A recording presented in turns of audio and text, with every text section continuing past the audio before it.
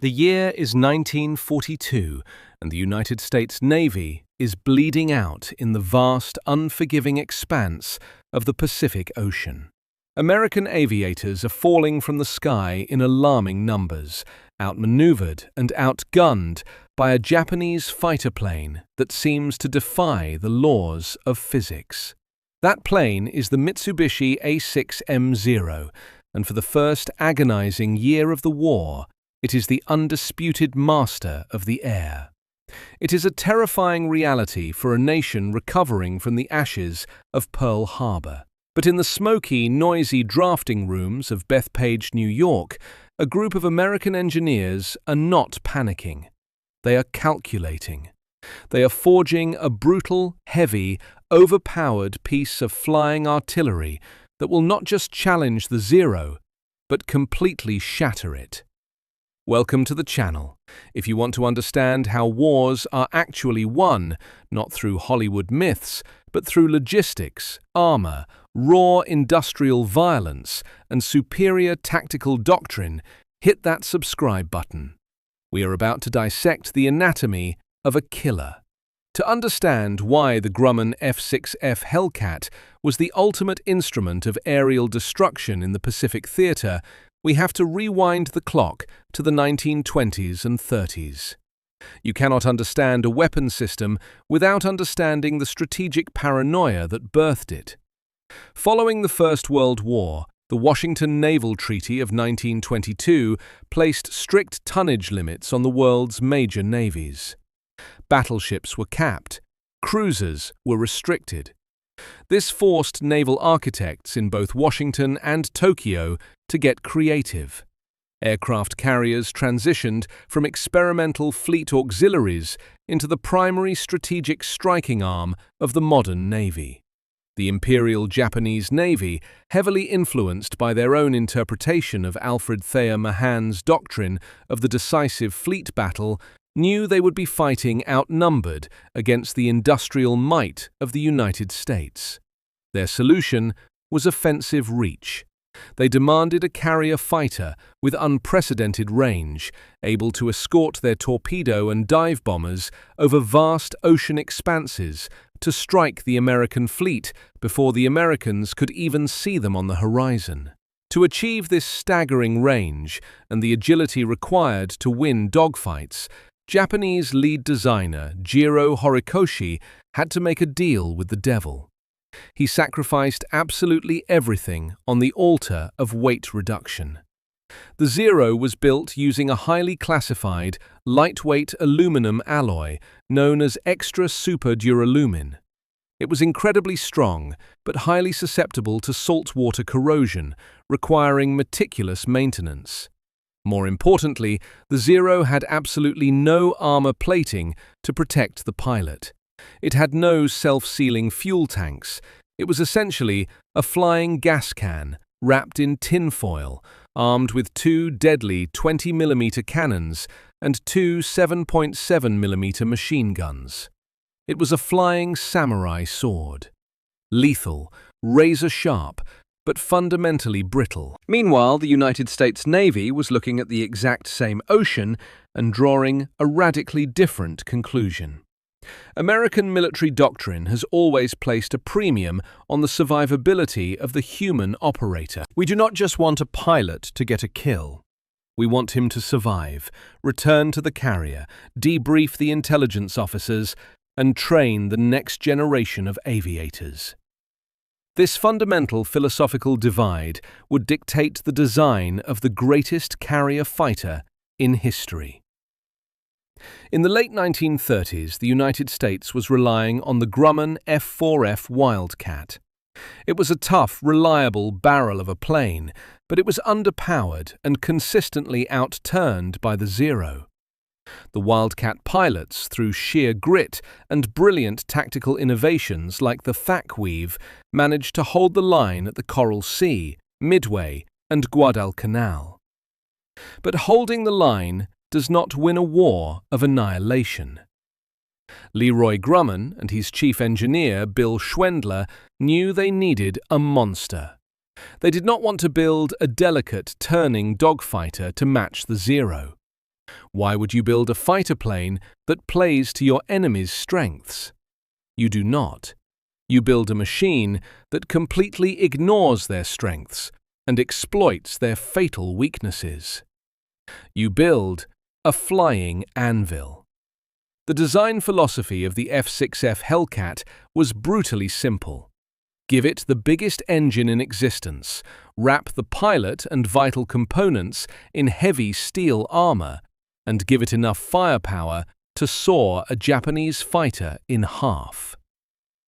Let us look at the raw numbers, because in industrial warfare, mathematics is the ultimate arbiter of life and death. The Japanese aviation industry was largely a craftsman's operation. Highly skilled workers essentially hand-built the Zero. It was a masterpiece of aeronautical engineering, weighing just under 6,000 pounds fully loaded. It could turn on a dime and climb like a rocket. But what happens when you lose a master craftsman to the draft or a bombing raid? You cannot just replace him on an assembly line. Now look at the American side. The Detroit Arsenal and the massive aircraft plants on the east and west coasts were designed for mass production. Grumman's Bethpage factory was a marvel of industrial engineering.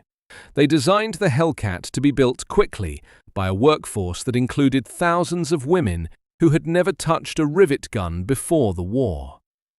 The resulting aircraft was a behemoth. The F6F Hellcat weighed over 12,000 pounds fully loaded. It was more than twice the weight of the Zero. To a novice, this sounds like a disadvantage. How can a 12,000-pound brick fight a 6,000-pound feather? The answer lay under the cowling. Enter the Pratt & Whitney R2800 double Wasp engine. This was a masterpiece of American engineering. An 18-cylinder, air-cooled radial engine that displaced 2,800 cubic inches and produced a staggering 2,000 horsepower.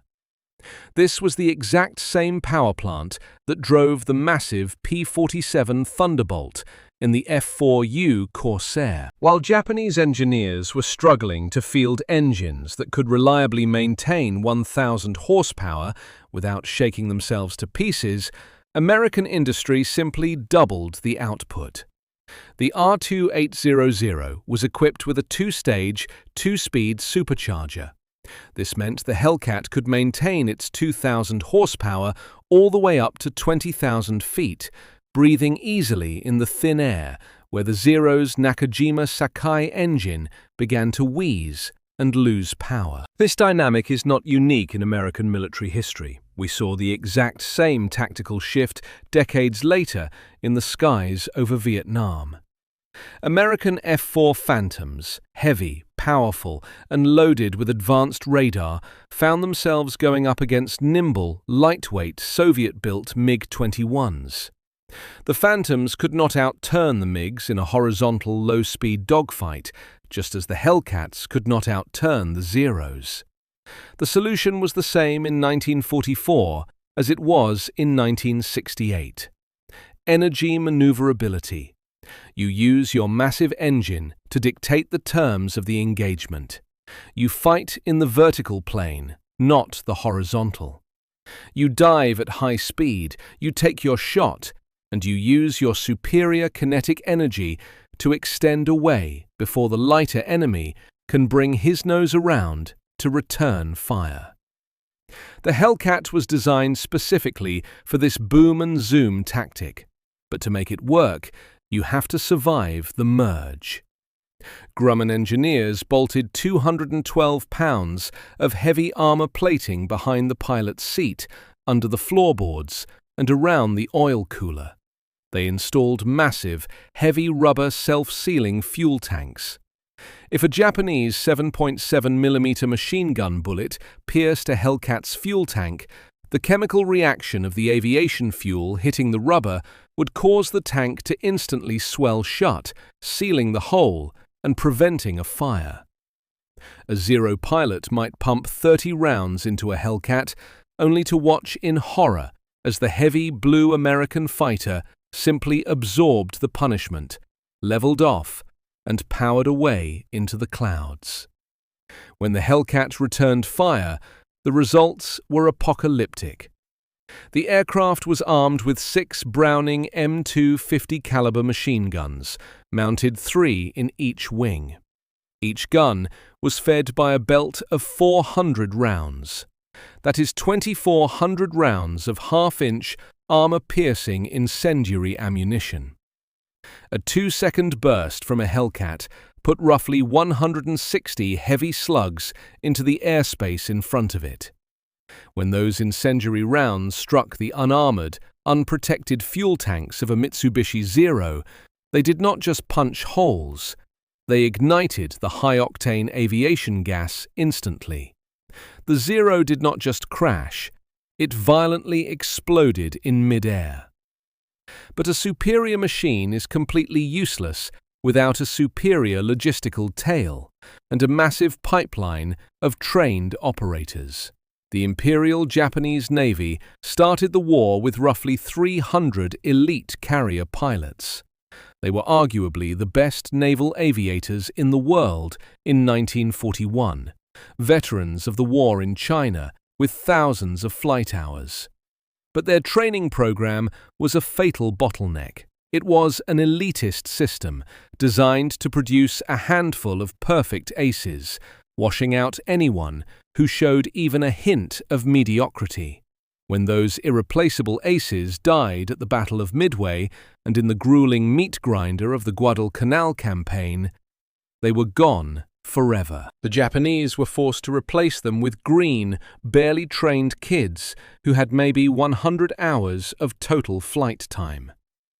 The United States military treated pilot training with the same industrial ruthlessness as bomber production. We built massive, sprawling training bases across the flat plains of Texas and the sunny coasts of Florida. We standardized the curriculum. We took farm boys who had been driving tractors in Iowa or delivering milk in Ohio just 6 months prior, put them through a rigorous but mass-produced training pipeline, gave them 300 hours of flight time and advanced trainers, taught them the strict tactical doctrines developed by veterans, and sent them to the Pacific Fleet. They were not all naturally gifted aces, but they were highly competent, they were aggressive, and most importantly, they were flying a machine that forgave their rookie mistakes. This philosophy of prioritizing crew survivability and mass-produced competence over fragile elitism is the absolute core of American military doctrine. You can draw a direct line from the design of the F6F Hellcat to the development of the M1 Abrams main battle tank in the 1980s. The Abrams is a massive, heavy machine designed with blowout panels and heavy composite armor to protect the 4 men inside at all costs. Why? Because a surviving tank crew learns from an ambush, adapts, and becomes deadlier the next day. A dead crew takes their hard-earned combat experience straight to the grave. The Hellcat was the flying embodiment of this doctrine.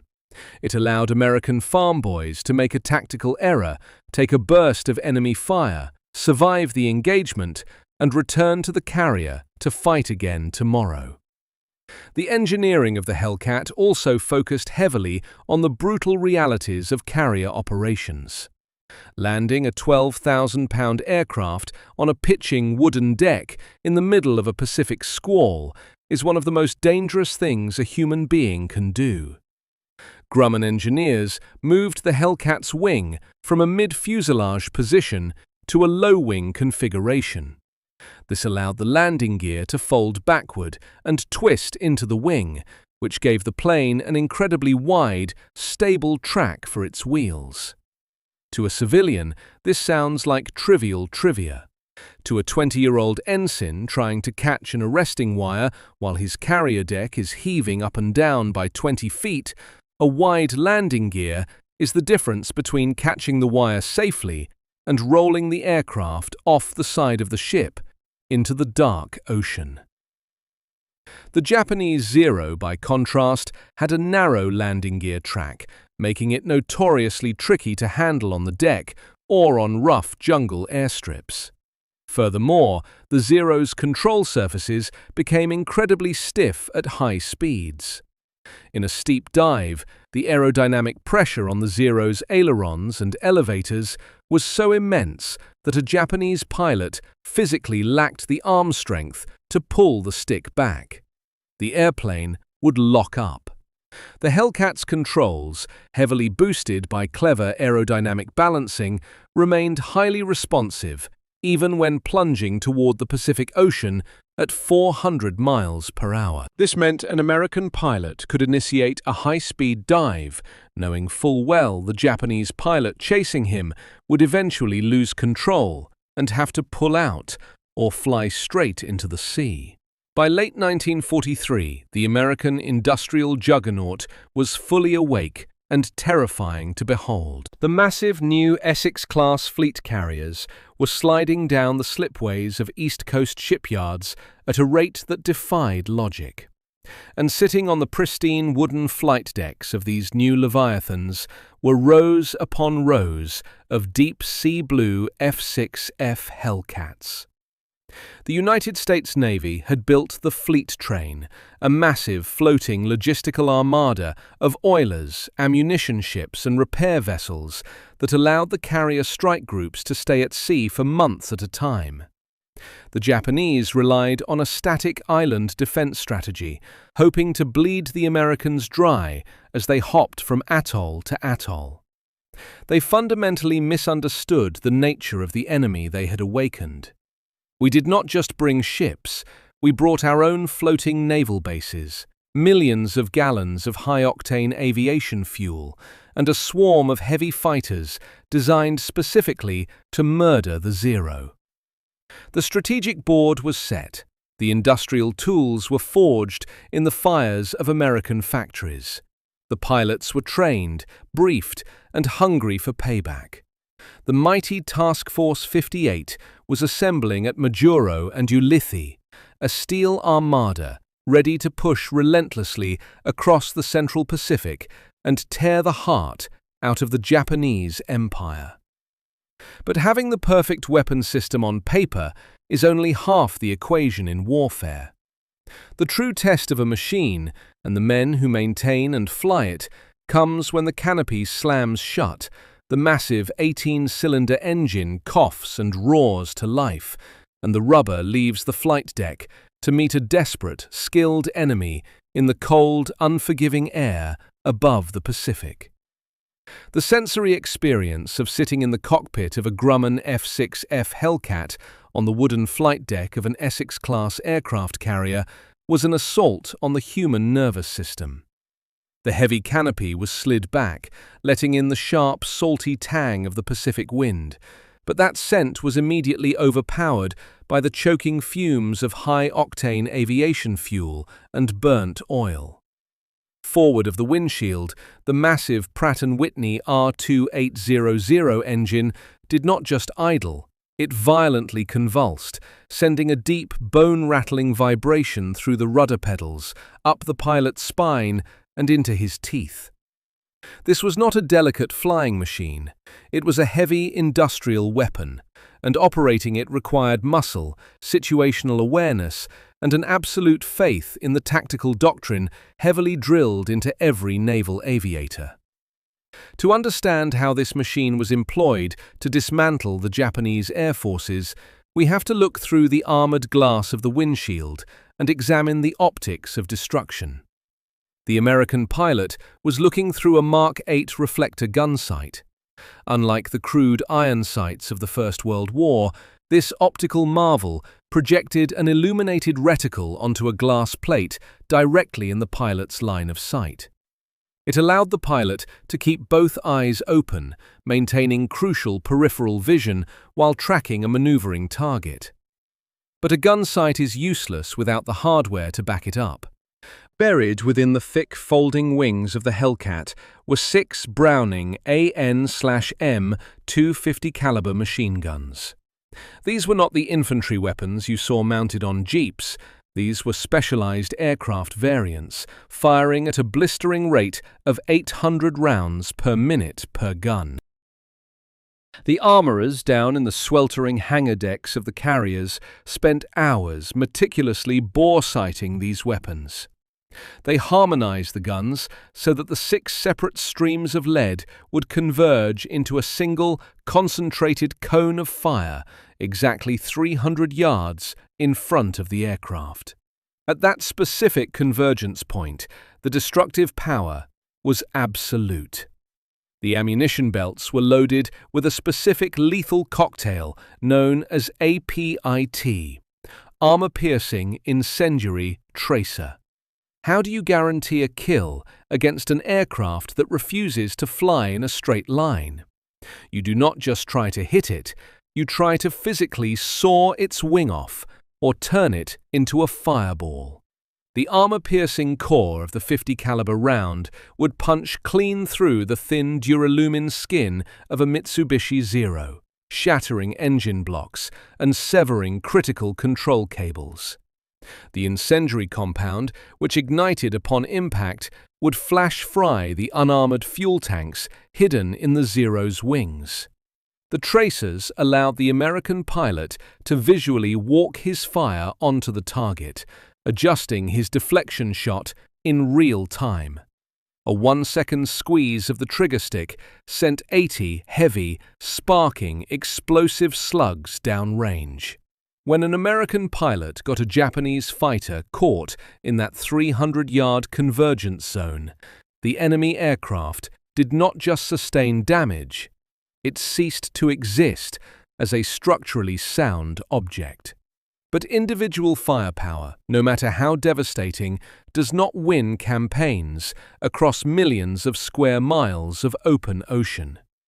The true secret weapon of the Hellcat was not its engine, its armor, or its guns.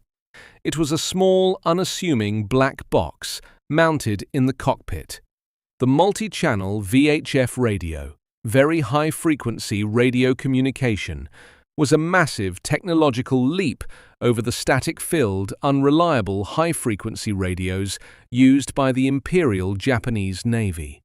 Japanese pilots often had to resort to hand signals or wing-waggling to communicate in the air, a fatal limitation in a chaotic dogfight. The American VHF radios were crystal clear, allowing for complex, real-time tactical coordination. This clear communication linked the airborne Hellcats directly to the Combat Information Center, or CIC, buried deep within the armored hull of the aircraft carrier. Here, in a darkened room illuminated only by the eerie green glow of radar scopes, the fighter direction officers orchestrated the air battle. The American fleet was equipped with the SK air search radar, capable of detecting incoming enemy formations from over 100 miles away. We can draw a direct historical parallel here to the Battle of Britain in 1940, where the British Dowding system used coastal radar to vector Spitfires and Hurricanes to intercept the Luftwaffe. The United States Navy took that entire integrated air defense system, miniaturized it, and put it on ships that moved at 30 knots. This radar-directed fighter control fundamentally changed the geometry of naval warfare. The Japanese doctrine relied on the element of surprise, launching massive strikes to catch the enemy fleet unaware. But how do you surprise an enemy who can see you coming when you are still an hour away?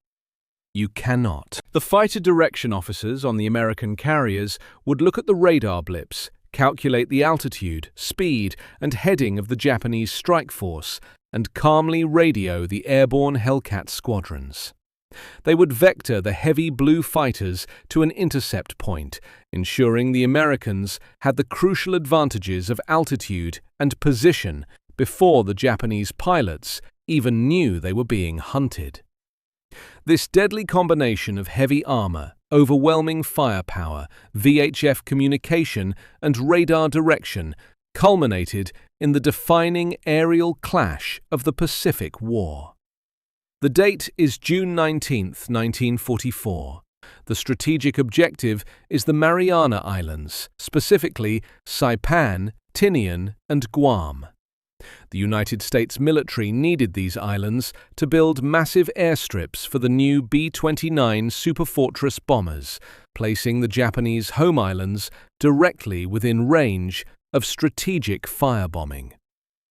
The Imperial Japanese Navy, fully realizing that the loss of the Marianas meant the loss of the war, committed their remaining carrier strength in a desperate all-or-nothing gamble known as Operation Ago. Commanded by Vice Admiral Jizaburo Ozawa, the Japanese First Mobile Fleet sailed into the Philippine Sea. Ozawa was a brilliant tactician, and he had a plan. He knew his aircraft, lacking heavy armor and self-sealing tanks, were lighter and therefore had a significantly longer range than the American planes. His carriers could launch strikes from 400 miles away, while the American Hellcats and strike aircraft had a maximum combat radius of about 250 miles. Furthermore, Ozawa planned to shuttle his aircraft through the land-based airfields on Guam and Rota, allowing them to strike the American fleet, land on the islands to rearm, and strike again on the way back to their carriers. It was a sound tactical theory, but it fundamentally ignored the brutal reality of the American industrial and technological superiority waiting for him. Waiting for Ozawa was Task Force 58, commanded by Vice Admiral Mark Mitchell. This was the most powerful naval armada ever assembled in human history. 15 aircraft carriers, 7 fast battleships, 21 cruisers, and dozens of destroyers. But the true teeth of Task Force 58 were the 900 aircraft sitting on the flight decks, the vast majority of them F6F Hellcats. The stage was set for an aerial slaughter so one-sided it would earn a grim, distinctly American moniker: the Great Marianas Turkey Shoot. At 05:30 hours on June 19th, the dawn patrols launched. The sky over the Philippine Sea was clear, the sun glaring off the rolling swells of the Pacific. Aboard the flagship USS Lexington, the radar antennas rotated relentlessly. At exactly 1000 hours, the green phosphor on the SK radar scopes flared. The fighter direction officers stared at the screens. It was not a small scouting force. It was a massive, concentrated blob of returns. The Japanese were launching their first major raid. Distance 150 miles, bearing 260 degrees. The alarm gongs echoed through the steel corridors of 15 American aircraft carriers simultaneously. The scramble was a masterpiece of orchestrated mechanical violence. On the flight decks, the plane captains frantically spun the inertia starters. Hundreds of R2800 engines coughed smoke and roared to life, deafening the deck crews. The Hellcats taxied forward, wings unfolding and locking into place.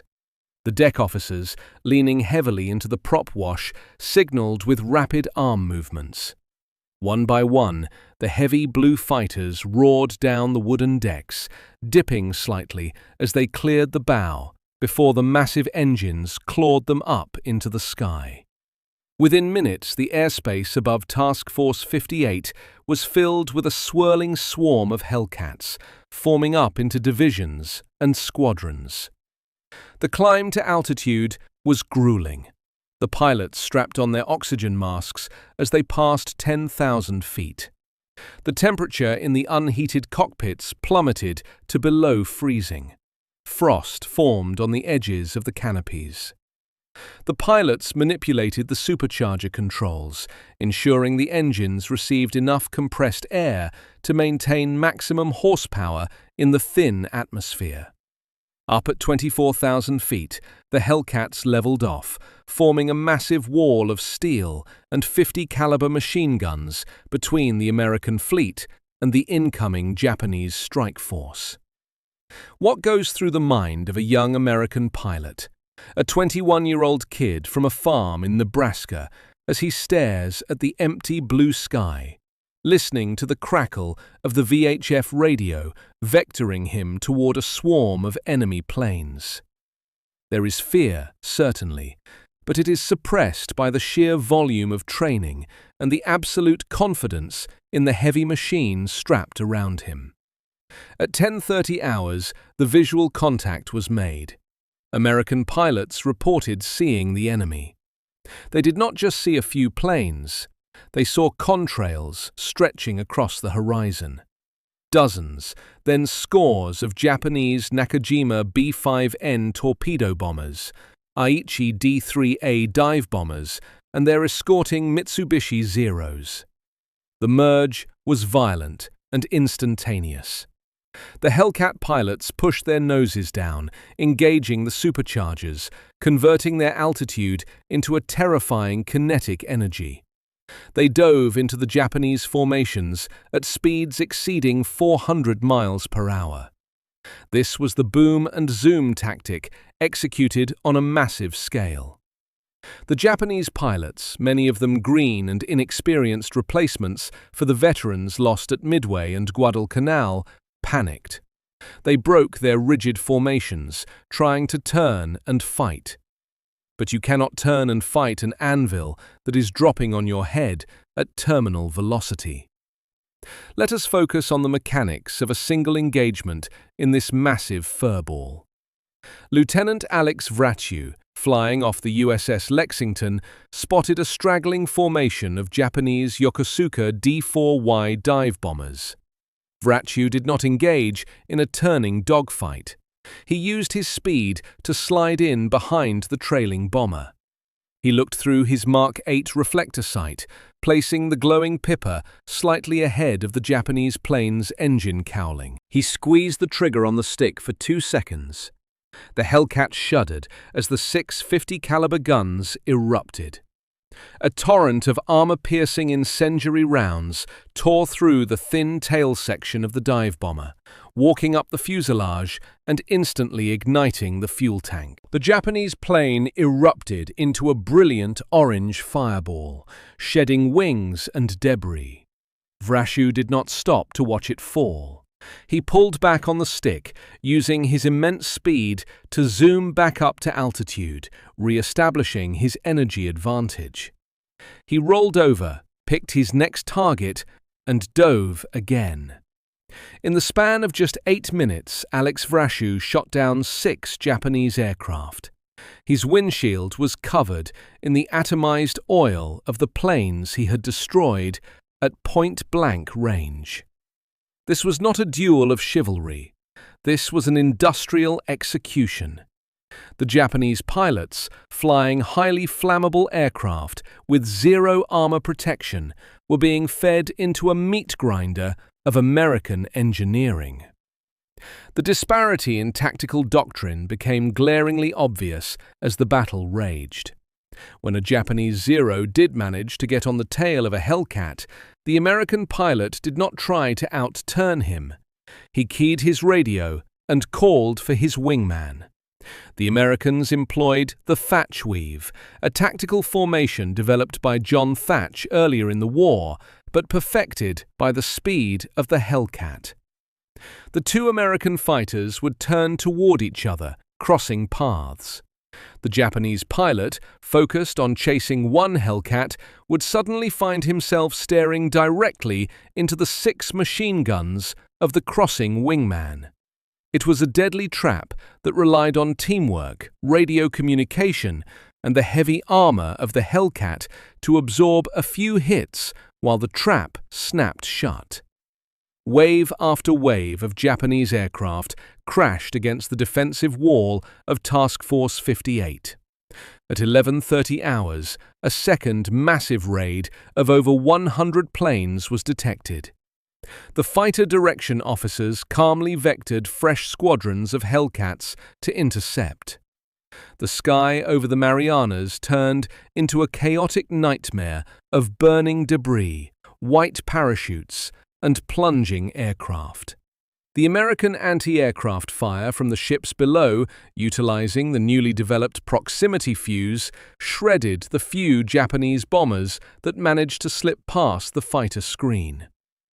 We can compare the sheer asymmetric slaughter of the Marianas Turkey Shoot to the mechanized annihilation of the Battle of 73 Easting during Operation Desert Storm. In 1991, American armored cavalry units, equipped with advanced thermal optics and depleted uranium armor, encountered Iraqi armored brigades in a sandstorm. The Americans could see the enemy long before the enemy could see them, and their weapons could penetrate anything the Iraqis fielded, while the American Abrams tanks shrugged off return fire. The result was a totally lopsided destruction of the enemy force. The F6F Hellcat, directed by radar and armed with heavy machine guns, achieved the exact same dynamic in the skies over the Philippine Sea in 1944. It was not a battle of equals. It was a technological and doctrinal massacre. By the late afternoon of June 19th, the skies began to clear. The radar scopes in the American combat information centers showed no more incoming raids. The silence on the VHF radio channels was deafening, broken only by the chatter of American pilots guiding each other back to the carriers. The statistics of the day were difficult to comprehend. The Imperial Japanese Navy had launched roughly 373 aircraft against Task Force 58. Over 300 of them were destroyed. The Japanese Naval Air Arm, already severely wounded by previous campaigns, was effectively wiped out in a single afternoon. The elite corps of naval aviators that Japan had spent a decade training was gone, replaced by burning wreckage scattered across the floor of the Pacific. American losses were astonishingly light. Approximately 30 American aircraft were lost in combat, and many of those pilots were rescued from the water by the highly efficient American submarine and destroyer lifeguard screens. The philosophy of prioritizing pilot survivability had paid off in blood and steel. The farm boys from Ohio and Texas had taken the best the Japanese Empire could throw at them, absorbed the blow with heavy armor, and returned fire with apocalyptic results. But as the sun began to dip below the horizon on June 19th, casting long, bloody shadows across the flight decks of Task Force 58, the battle was not over. The Japanese strike planes were destroyed, but Admiral Ozawa's carriers were still out there, somewhere in the vast, darkening expanse to the west. Vice Admiral Mitchell knew that a wounded enemy is a dangerous enemy. The American fleet had defended itself perfectly, but defense does not sink enemy aircraft carriers. The Hellcats were refueled, the armorers frantically reloaded the 650 caliber machine guns, and the pilots sat in the ready rooms, staring at the map boards. The distance to the Japanese fleet was extreme, pushing the absolute maximum fuel range of the heavy American fighters. Launching a strike now meant flying into the night, fighting in the dark, and attempting to find a pitching carrier deck in the pitch black of the Pacific Ocean upon return. The American military machine had proven it could slaughter the enemy in the bright light of day, but now the true test of endurance, navigation, and raw courage was about to begin as the hunters prepared to launch into the abyss. The decision to launch the late afternoon strike on June 20th, 1944, was a calculated gamble of terrifying proportions. Vice Admiral Mark Mitchell knew the Japanese fleet was retreating, limping westward away from the Mariana Islands. The distance was estimated at nearly 300 miles. For the pilots of the F6F Hellcats, TBF Avengers, and SB-2C Helldivers, this was at the absolute ragged edge of their combat radius. To launch now meant flying into the teeth of the setting sun, executing a strike in fading twilight, and attempting something most of these young aviators had never done: a night landing on a pitching aircraft carrier in the middle of a blacked-out ocean. At 16:20 hours, the order was given, and 216 American aircraft roared off the wooden decks, leaving the safety of Task Force 58 behind to hunt down the remnants of the Imperial Japanese Navy. The flight out was an agonizing exercise in fuel management. Inside the cockpit of the Hellcat, the pilots leaned out their fuel mixtures to the absolute minimum, staring obsessively at the fuel gauges. The heavy Pratt & Whitney R2800 engines were throttled back, sipping the high-octane aviation gas, trying to stretch every drop. Below them, the Pacific Ocean turned from a brilliant blue to a dark, menacing slate grey as the sun sank lower on the horizon. At 18:30 hours, just as the light was beginning to fail, they found them. The Japanese fleet, desperately trying to escape under the cover of the approaching night. The American strike force did not hesitate. They pushed their noses down into the gathering gloom, braving a fierce but disorganized barrage of anti-aircraft fire. The Hellcats swept in first, their 650 caliber machine guns blazing, suppressing the Japanese flak positions and swatting the few remaining airborne Zeros out of the sky. This paved the way for the heavy bombers. The Japanese aircraft carrier Hio was struck by aerial torpedoes, erupting in a massive explosion that tore its hull open. Two other carriers, the Zuikaku and Chiyoda, were heavily damaged by armor-piercing bombs. The American strike was brutal, efficient, and brief. But as the American planes pulled off the burning Japanese ships and formed up for the return flight, the true horror of their situation settled in. The sun was gone, the sky was pitch black, and they were nearly 300 miles from home, with fuel tanks practically running on fumes. This event, known to history as the Mission Beyond Darkness, is where the true character of the American military machine was revealed. As the ragged formations of Hellcats and bombers droned eastward through the black night, pilots began to realize they were not going to make it. Engines began to sputter and die as fuel tanks ran dry. One by one, American aircraft began ditching into the cold, dark waters of the Philippine Sea. Back on the bridge of the USS Lexington, Admiral Mitchell faced a horrific dilemma. American naval doctrine dictated that in combat zones where enemy submarines were suspected, the fleet must remain completely blacked out. Showing a light was an invitation to a torpedo. But above him, in the dark sky, over 200 of his young men were lost, running out of gas and desperately searching for a place to land. How do you measure the value of a single trained pilot in the middle of a global war of attrition? You measure it by the willingness of a fleet commander to risk his capital ships to bring them home. Mitchell did not hesitate. He uttered a command that remains legendary in the annals of naval warfare. Turn on the lights. Suddenly, the entire American fleet erupted into brilliant illumination. Star shells were fired into the night sky, drifting down on parachutes and casting an eerie magnesium-white glow over the ocean. Cruisers and destroyers aimed their massive searchlights straight up into the clouds, creating towering pillars of light visible for dozens of miles. The carriers turned on their deck lights, outlining the narrow wooden runways in the darkness. The recovery was utter chaos. Planes, running on literal fumes, ignored landing protocols and slammed onto the decks of whatever carrier they could find. Hellcats crashed into the crash barriers, their landing gear collapsing. Some planes landed on top of other planes. Many simply ran out of fuel in the landing pattern and splashed into the sea alongside the ships.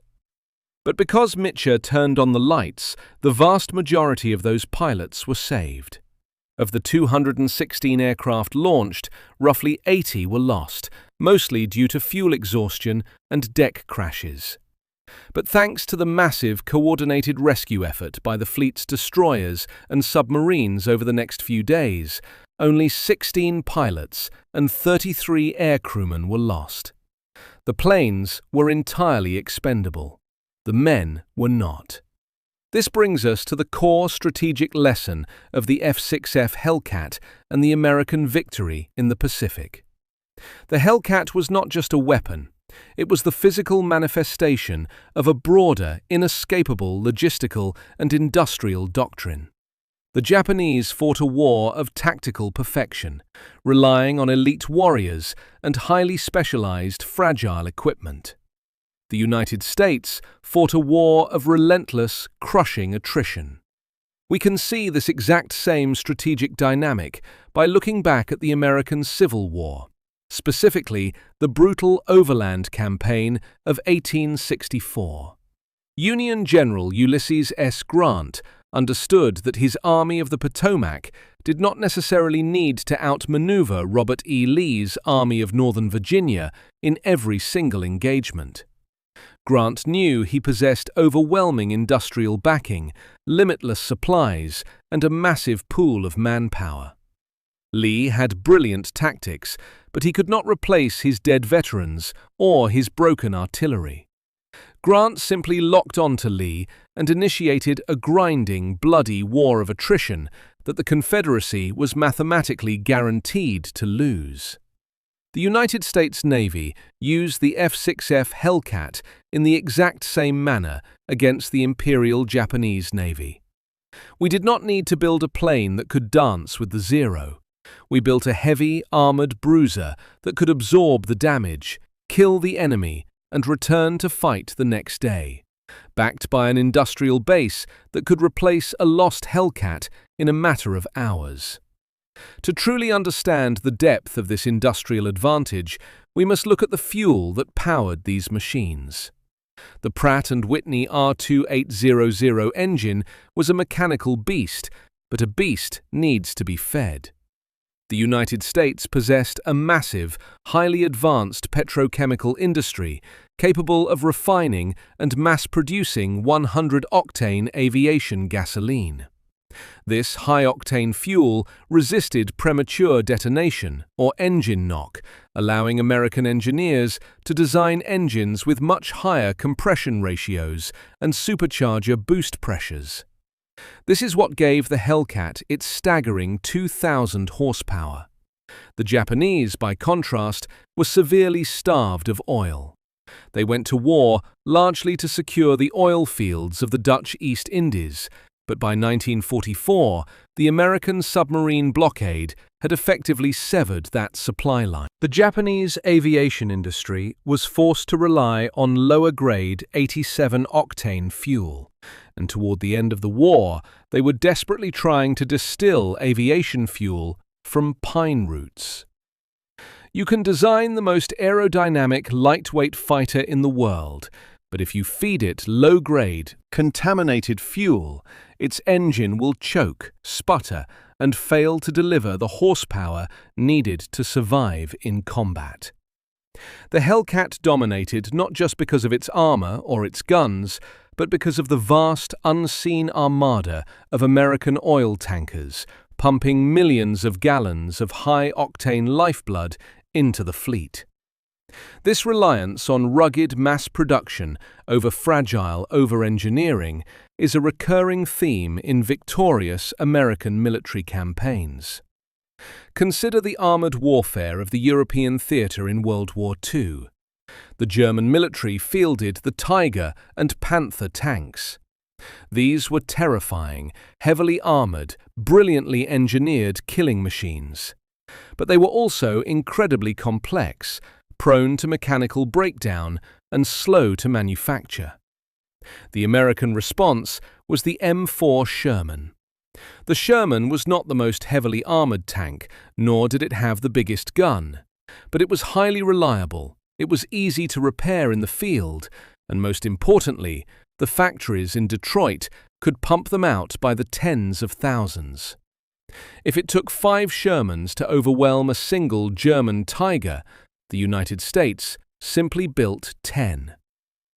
The F6F Hellcat was the airborne equivalent of the Sherman tank, but with the added advantage of actually possessing superior firepower and speed to its primary adversary.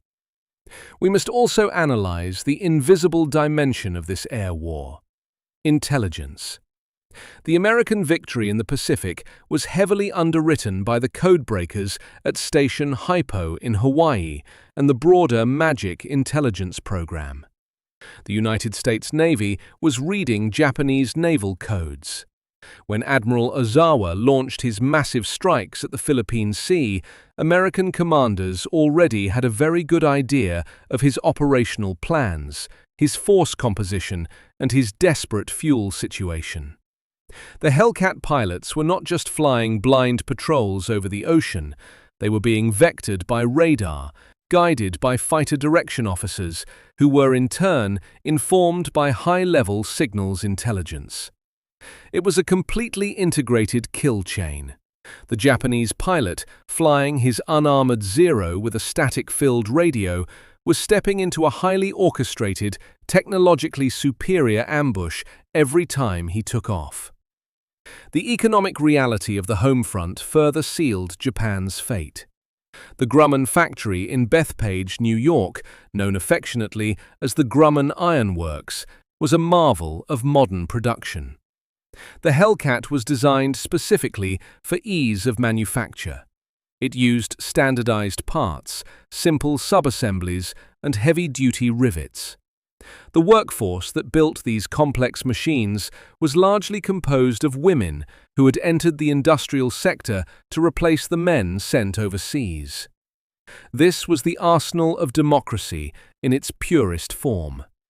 A decentralized, highly motivated, rapidly adaptable civilian workforce producing weapons of war at a scale that the militarized, rigid Japanese economy could not even begin to comprehend. Over 12,200 F6F Hellcats were built during the war, and remarkably, they were built in just over 2 years.